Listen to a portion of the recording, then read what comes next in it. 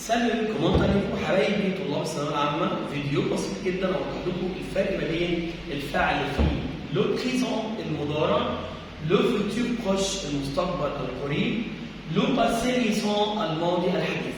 اول حاجه معنى البريزون، الفعل في المضارع بتبقى الجمله فيها كلمه داله على المضارع زي كلمات كتيره جدا اهمها aujourd'hui النهارده، maintenant الان، chaque وتو كل او chaque jour او tous les jours. البريزون عباره عن فيرب مصرف سواء كان مجموعه اولى بريمير جروب او مجموعه ثانيه دوزيام جروب او مجموعه ثالثه تروازيام جروب. اكزامبل maintenant je joue au تونس، دلوقتي زي ما انتم شايفين بلعب تنس، je joue au تونس. اما لو فيتور بروش المستقبل القريب كلماته الداله كلمه دومان بكره، سو سوار هذا المساء، وبروشان القادم.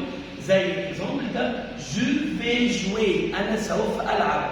جو في هنا فيرب اليه، فيرب اليه يا جماعه جاي بمعنى سوف وليس بمعنى يذهب، فهو يعني فعل مساعد او فيرب اوكسيليار.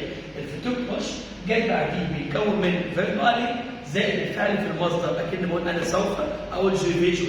يبقى الفيتور بروش اعرف في الامتحان كلمه دومان وكلمه سوسوار، اختار الاجابه اللي فيها فيرب اليه زائد المصدر من الفعل. اما لو باسي سوء الماضي الحديث او الماضي القريب، الكلمات الداله عليه il y a une heure منذ ساعه.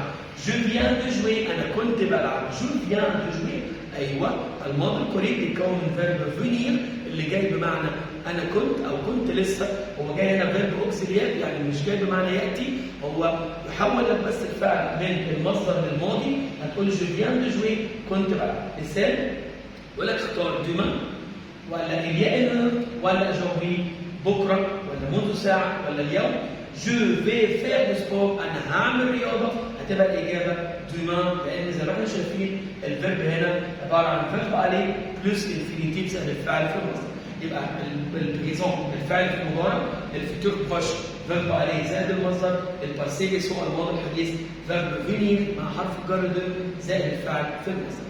ده كان فيديو بسيط بنقول فيه الفرق بين الثلاث أزمنة. ميرسي، تشاو، السلام عليكم ورحمة الله.